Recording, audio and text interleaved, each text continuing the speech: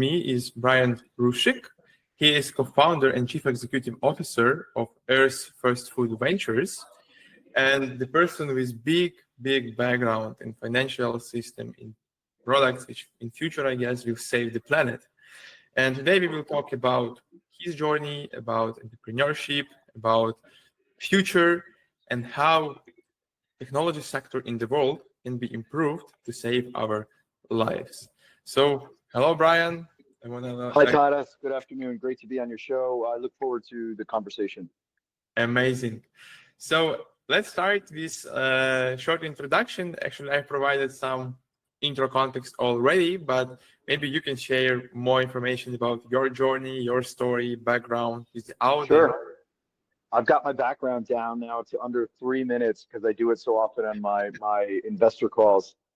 So I'm Brian Ruszczyk, co-founder and CEO of Earth First Food Ventures.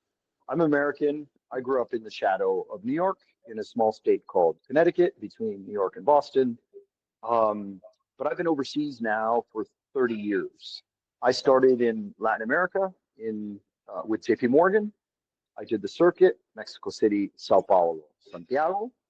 I got shipped off to Geneva, Switzerland, where I sit today. I've been here 27 years. I ended up running the JP Morgan Latin American private bank for many years, and specifically the investor desk. So managing the assets of our wealthiest families out of the region.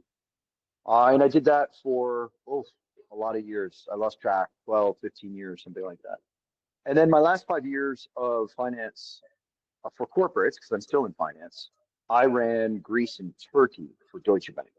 So Greek ship owners, Brazilianaires, I've been in that space for almost 30 years, Tadas. And all told, across 2 separate geographies, with 2 separate teams and 2 separate financial institutions, I've managed just over $10 billion from the wealthiest families of the separate regions that I've managed. I had a lot of fun doing that. I got tired of doing it. I wanted to do something else with my life. So we cut out and went independent in 2015. We set up our offices in the Cayman Islands. We are a Cayman Islands entity. My Brazilian co-founder, Rio, today moved to the Cayman Islands and managed that business from there for the first 4 years. COVID hit and he went back to Brazil. And we spent the better part of the first few years independent, Tadas, doing exactly what we knew how to do, which was manage assets for wealthy families. But we had the great fortune to transition our careers into innovative food technologies, all by accident, as things happen in life, when we teamed up with ex-colleagues of mine from Deutsche Bank, who set up their own asset management firm in Singapore, whose sole purpose is to be the world's largest producer of Atlantic salmon on land, utilizing a technology called RAS, Recirculating Aquatic System. We have a proven technology. We have multiple facilities. They're small facilities. We're now in the process of taking that same technology to scale.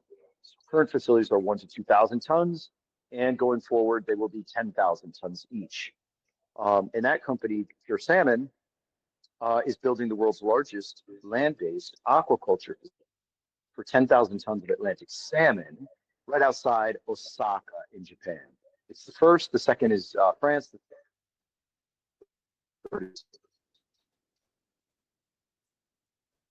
Scaling of that industry. We were instrumental at Earth First Food Ventures in bringing in 2 of the strategic investors in that asset. Louis Dreyfus here in Geneva, and Utrecht out of the Netherlands, and everybody else followed. Mubadala, GIC, Brunei, Sumitomo, Itochu. It's a beautiful asset. It's a beautiful technology. The issue with land-based aquaculture, as with almost all commodity plays, is you need scale. And they're in the process of building scale today. That asset is in our rearview mirror. We still are involved in that project. We don't own it. We're minority. Today, on the scaling of precision fermentation dairy. We produce powders, dairy powders, proteins from not the cow, but synthetic biology and precision fermentation. And maybe I'll stop there and we can open up for Q&A. But that is a brief background on my last 30 years in the industry.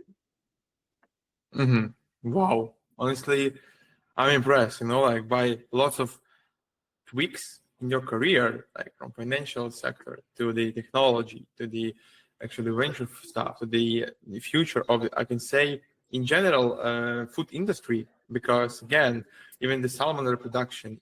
Hello. But before we will continue, I just wanna let you know where you can find the best product design and web development services, and that's the company called Core. So here in our company, you can get the most tremendous and exciting UI UX design services combined with web development skills. Moreover, you can use our excellent calculator staff just to collect your order, because again, Core is where unicorns are made. And if you want to get your $1 billion company, you definitely need to have a nice design and development co-founder. And Core focusing on B2B, startups, products, any other technical company, especially in Web3, AI, and fintech fields. So here you can see a bit more about our benefits against agencies, freelancers, hiring processes. So it's always better to have your own in-house team. So don't hesitate. Explore our services in our website, evencore.com. Explore our case studies, and let's make something beautiful. So looking forward for you below. Thank you so much for watching this episode, and let's move on. In the protein creation, that's everything about the future. And like from my understanding, what I can see from the metrics, the people on Earth only more and more, and year by year we see the dynamic, and definitely we need to think about supply and things like that about future generations. So it's a good point, Tadas. Our focus, our two main assets are all focused on the production of protein. In the case of Atlantic salmon, we do it on land rather than in the ocean, as Chile and Norway do with their cages off their coast. We do ours on land outside urban centers, and our production of dairy proteins, lactoferrin and DLG, are from precision fermentation.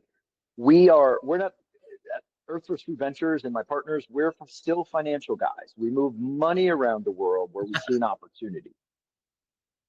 We don't produce our fish. We're not in the lab for precision fermentation. We're not the scientists. We're the money guys. So when we see an opportunity, we move money around the globe to make it happen at scale.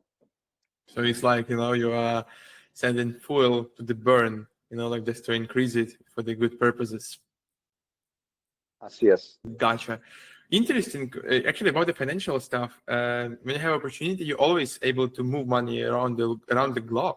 But here I see, like the clear focus on the food supplements. That's that area of the interest. So it's interesting why you jumped into that topic, why it's important for you to support projects and initiatives like that.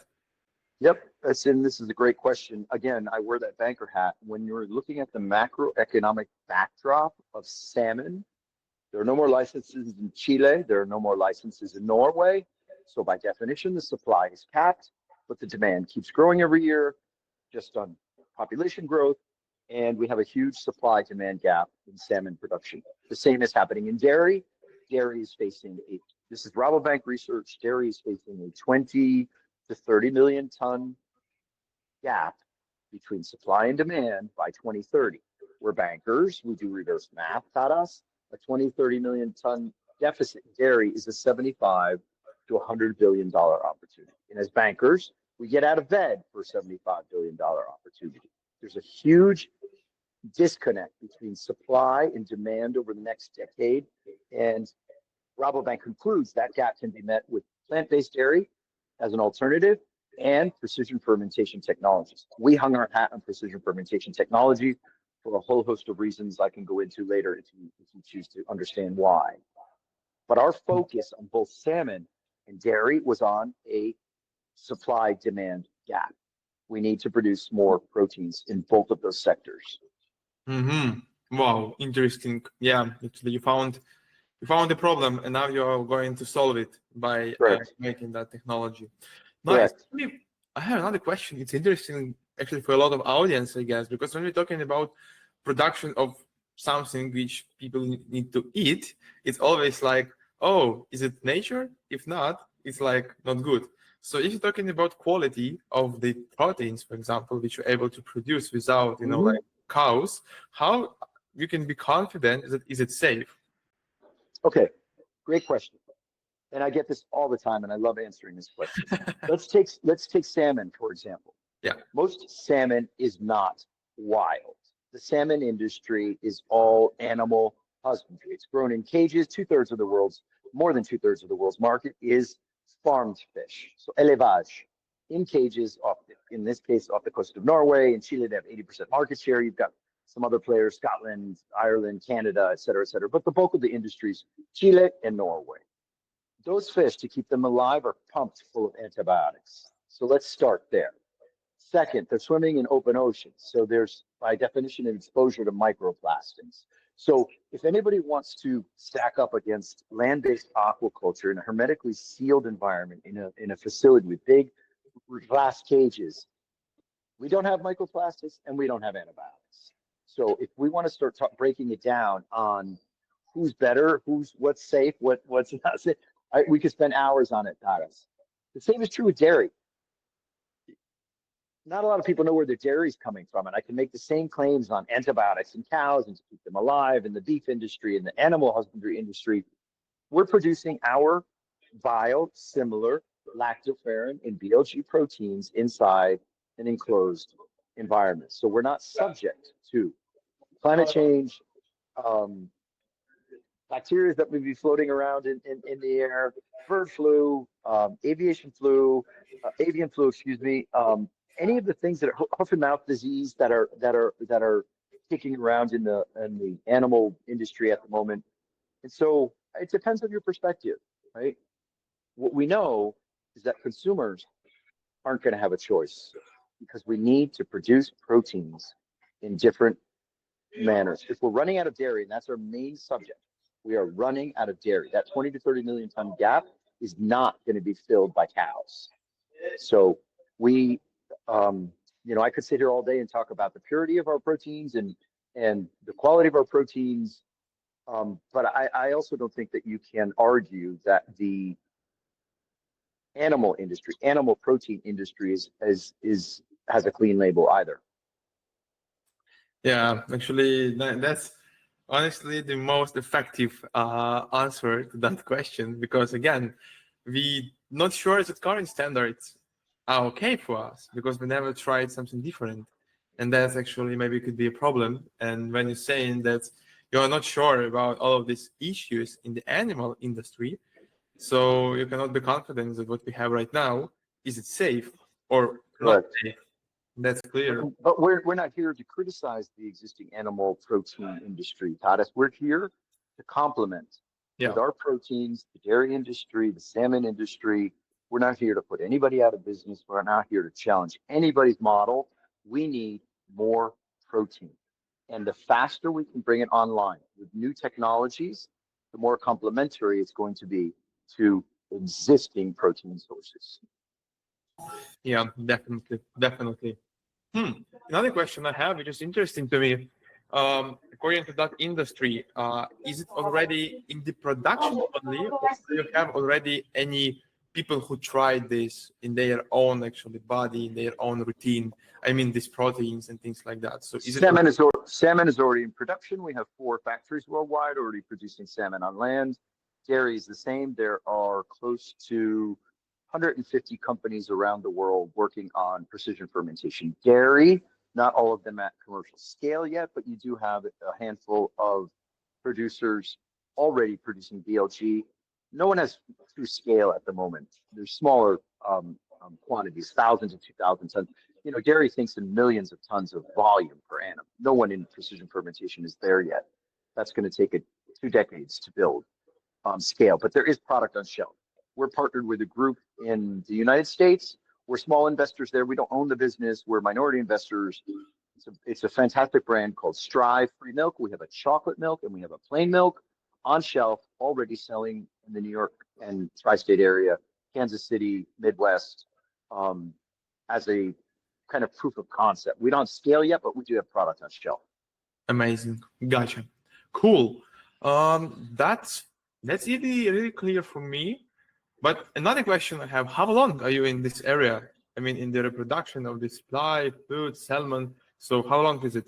Yeah, so we started salmon in 2017. So that's now what, 8 years? Yeah. And dairy we started 2 years ago.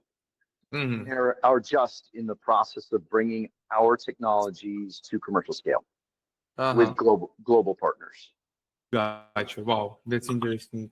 Honestly, I'm impressed. I'm impressed by the idea and the problem and how you're trying to solve the problem, that deficit which already exists. And is it interesting about the future plans? Is it possible to scale that industry? Like because I'm pretty sure that in different topics, for example, in the meat sector, there's as well a huge gap between supply and demand. So is it really possible to expand this topic of process of making supplement food in that way? Yeah, so I can't answer that question with a broad brush, Tadas, because it's not, there are multiple proteins in milk. There's not one protein. There are multiple proteins: alpha lac, beta lactoglobulin, lactoferrin, casein. They're all very, very different, and they all sell for very, very different prices. So in order to answer your question on scale and commercial ability, I need to talk about two things: price and COGS, cost of goods sold. Casein from precision fermentation, which is used to make cheese, is not ready in our industry. The molecule is very complex. It's difficult to replicate. It's been done, but it can't be done at attractive commercial unit economics yet. And so that scaling in casein for us is at least 5 to 10 years away and a bit long for us to think about. Whereas in the whey protein category, right now, the only area that we can compete on price, because if you can't produce competitively on price, it doesn't matter. No one's going to buy your product because it's new, helps the planet, animal. It doesn't matter. We need to be competitive on price. Casein is not there yet.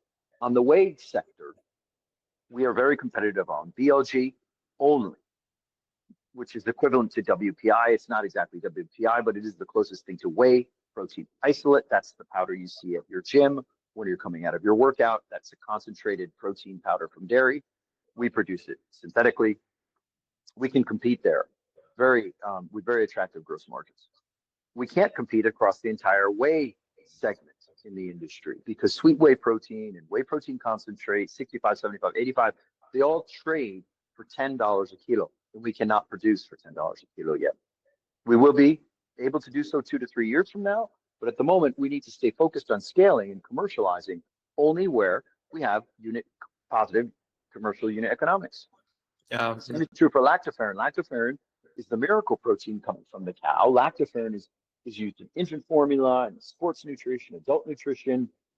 The problem with lactoferrin is it takes 10,000 gallons of milk to make 1 gallon of lactoferrin. So it's a very short supply. It's a minute portion of protein in milk. It's expensive to extract. It's in short supply. It's in very high demand. And by definition, it sells for a very high price, $650 a kilo. There's only 850 tons of lactoferrin kicking around the globe on an annual basis. We can't make any more of it because we're constrained on dairy, and the industry is held back because of high price and limited supply. Unless you can produce lactoferrin, which we can, from precision fermentation technologies. We're about to change that landscape, and we believe the lactoferrin industry quintuples over the next decade, and we bring the prices down by half. More supply, lower prices. You can't do that with dairy today. So not only are we just solving a supply-demand gap, we're solving this gap with new technologies. Gotcha. Huh. Okay. Is it interesting? Now I understand, like the vision behind it. But honestly, listening that answer, I just found another, like interesting question. But according to all of this domain across this sphere and general technology, what is the biggest challenge for you and in general for that industry right now? Yeah, so we've got several challenges. So I don't know if I could put my finger on the biggest one, but I don't mind addressing kind of the top 3 or 4, if you don't mind. I think I just addressed on your previous question, COGS. You know, we need to focus on the cost of goods sold, and it is not all things to all people are equal. I just mentioned that casein, BLG, and lactoferrin are not equal, and so we need to focus where the unit economics today makes sense to commercialize. So that's a big challenge. Not everybody has a COG that is ready to bring to market.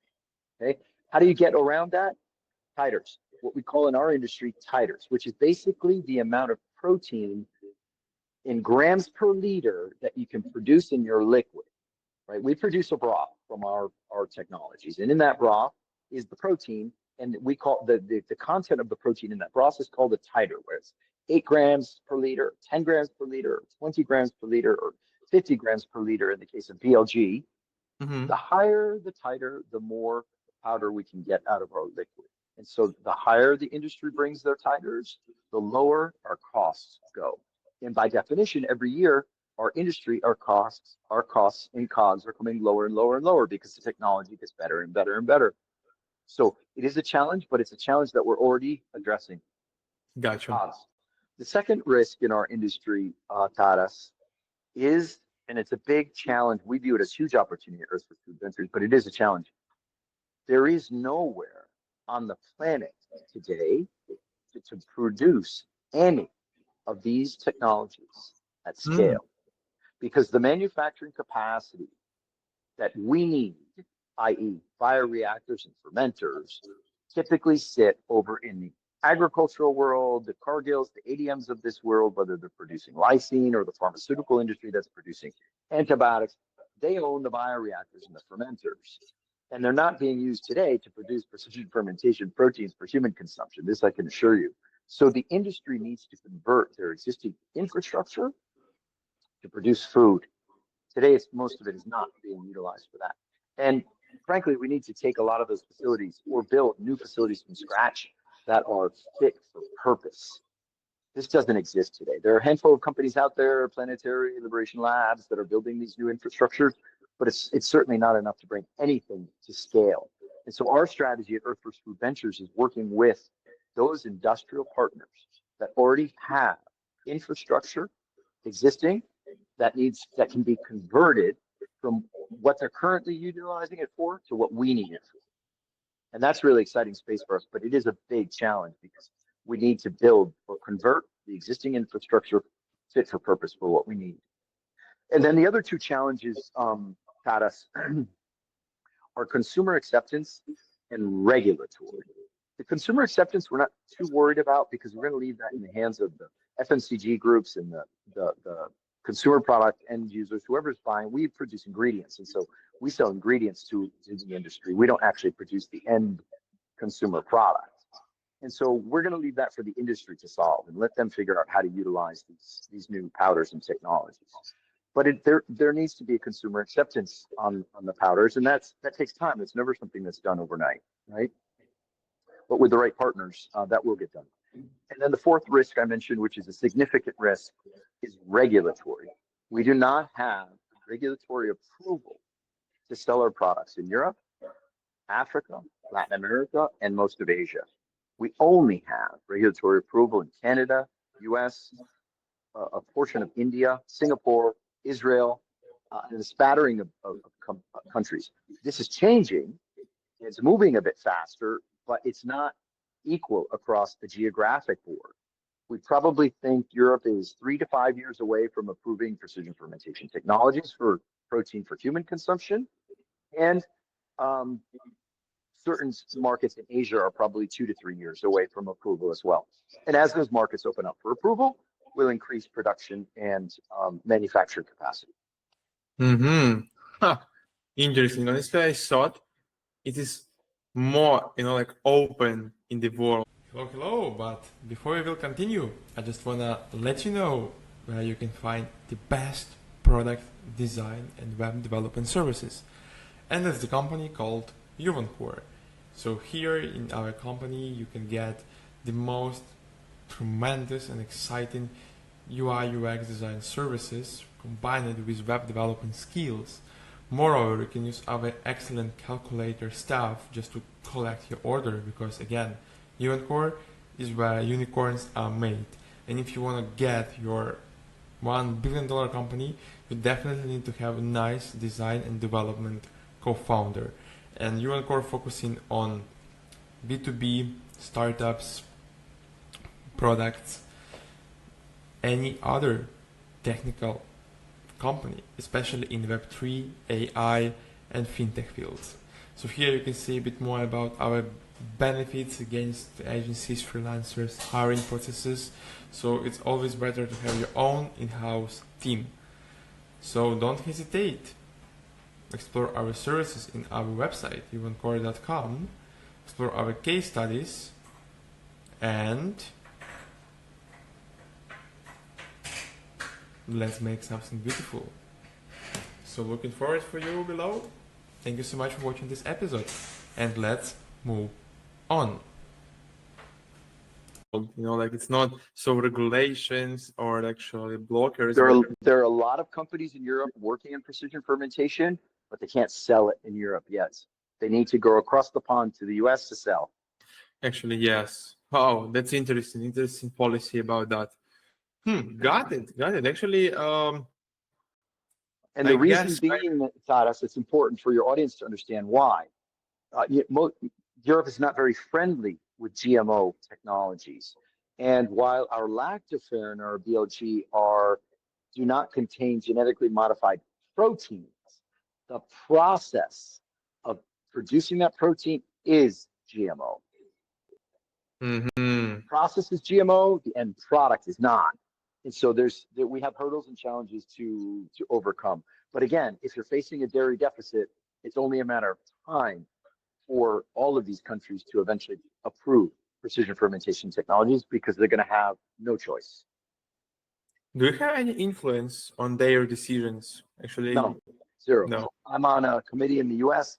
I'm on an advocacy group in Europe. But all I can do is write letters and make phone calls, but we have no influence. Gotcha. It's interesting, but when you're talking about, you said that you're pretty sure that they will approve it in the future, but just to understand, like, why you're so confident that it will be approved? We're working with one of the largest biomanufacturing companies out there, one of Europe's most valuable companies. They are a world leader in biomanufacturing and the new bioeconomy that's coming around the corner, that much bigger scale. And they're European based. And my understanding is that with their influence and clout and balance sheet, they have much greater sway and pull over politicians in Brussels. And I understand it's a matter of time. May not be within the time frame we would like in the next 2 years, but it will happen, Taras. Gotcha. All right. In that case, now I see the logical connection. Either it's approved or be left behind, Taras, because this technology is here and the train has left the station. I think the U.S. right now is already at 5 cultivated meat companies approved. Europe is still 0, other than the dog food and our friends over at Meaty. Meatly, I think it's actually Meatly. That's for pet food, so it's not human consumption. So they have approvals there. A lot of different things we can play around with as well in Europe for different segments and sectors. But for human consumption, there's no approval yet for precision fermentation or cultivated technologies. Yeah, I would agree. Like here is the matter of time. If that already works in US in a couple of years, Europe will see as well, like that it works. Is it okay? Actually, it can be. Correct. It can scale, and after that, they will use the same pattern and they'll allow it. So, moreover, if it's not only in the US, in Canada, you said, in Israel, in India, a bit more, in Singapore. So that's already a big bunch of countries. It is, and if you look at Israel and Singapore, I mean, they're countries that are limited in resources, limited in raw materials. They have to innovate in order to feed their population. And, Israel is a big technology leader in our space. They have a lot of these companies that are producing these technologies come out of Israel. And they also have, they're deficient in water, they're deficient in a lot of raw materials. And I think they see these technologies as the future of more efficient production of end proteins. Yeah, definitely. And yes, I would agree, like from even geographical perspective, that countries, like don't have a lot of fields and agriculture possibilities. For example, like Ukraine, I will be as Ukrainian, I can mention that here in our country, that's a lot of like productions, farms, and anything else, because we have big land. You have a lot of raw materials. Ukraine is the breadbasket of Europe. Yeah. Yes, and actually that's for us, it's not like a huge, not problem, but actually we will go to this as well, but it needs to be some time. But again, for the countries like Israel, like Singapore, they have really limited capacity, like to do this in the old way, and they need to innovate. They need to find a solution for their own. Absolutely. But in the case of Europe, Taras, you'd be surprised. Europe last year was a net importer of dairy for the first time in its history. And we've done our survey, we've spoken to a lot of the dairy groups. If you look at what's going on in the dairy world, the newer generation doesn't want to do what grandpa used to do. Huh. Dairy farming is a low margin business. Excuse me. It's a low growth business. Low margin and low growth means no investment. Nobody invests in a business that is low margin, low growth. And by definition, we're running out of supply. This is what's creating the gap between demand and supply. And if you factor in climate, and it's not one of the cleanest businesses out there, Taras, right? Dairy farming. So you factor in climate, sustainability, low margin, low growth. There's not a lot of reason for people to be scaling up the industry, right? So Yeah, we need to rely on some of these new technologies. I'm not saying the new technologies are going to take over the dairy industry. We need them to complement the industry. Yes, honestly, I'm just like wondering right now, even about the Ukraine stuff. We have lots of farms, but it's low margin stuff, and there is not too much interest of the people to work with it, to provide the meal, the dairy, the proteins. Actually, it's like they're not happy to do this because it's not so profitable as it was like 100 years ago, let's say in that case, 15 years ago. And now always they're trying to automate this process, either find another solution, have to expand this topic and produce the value to the market. That's correct. Yep. That's and you find a lot of the dairy groups that are actually doing well is because they've shifted their focus on not just traditional milk and dairy, but high-end nutritional value-add products. DLG 100, WPI, nutraceuticals, lactoferrin. The more you go up to higher up the food chain on specialty ingredients, the higher the margin. Interesting. Which is our focus in precision fermentation as well. Yeah, that's more complexity, but it brings more value to the market. And correct. For both sides, not only for the customers, but as well for the production firms. So it's like correct. It's like a good not B2B, that's B2C actually, but for both values. So that's a paradigm shift, in my opinion, for the future, for the industry in general, and not only about the proteins, it's just in general about food. Like that's a big paradigm shift. And like from small baby steps, actually which started a long time ago, I guess, let's say in 2017, it looks like huge industry, and we need just to wait to the moment when the boom will happen, and this will expand. The precision fermentation technologies for dairy have all been proven, whether it's casein to make mozzarella, a BLG for dairy products, yogurts, lactoferrin for infant formula. All the technologies have been proven. It's a matter now of bringing those technologies to commercial scale. Yeah, now it's time to sell this. So that's actually the main issue. Gotcha. Well, it's not just selling it, it's producing it. We need to build the infrastructure first in order to be able to produce competitively, et cetera, et cetera. So we need to build infrastructure to meet the demand side of the equation on the other end. The technology's here. Mm-hmm. Can I say, like, right now, you as industry not able to compete completely with what we have right now, and the lack of infrastructure, that's a problem why the industry can grow and can completely compete without already existed methods of production. Is it correct? Like, is it correct statement? We're at Earth First Food Ventures and Faranex. We're architecting those partnerships with industrial groups to put that infrastructure in place to bring our technologies to scale.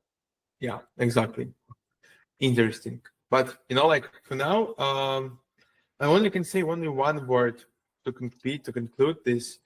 It's the only everyone should know about this, first of all, because I guess for my listeners, first of all, it will be everything here was completely new information, and they never thought about that before. But I guess people need to start thinking about it. They need to understand the problem, because it's not like you're not making these technologies just to make something. You're making this Correct. real problem. And So Tadas, I'll give you an example of why this is so exciting for us. We are now working with several of the foundations out there, some of the bigger foundations on the planet that have a focus on infant nutrition and women's health in developing markets. And lactoferrin, which is our specialized ingredient from dairy, very expensive, as I mentioned, short supply, very difficult to make. We're going to change the landscape for lactoferrin by bringing on tremendous supply at much lower prices.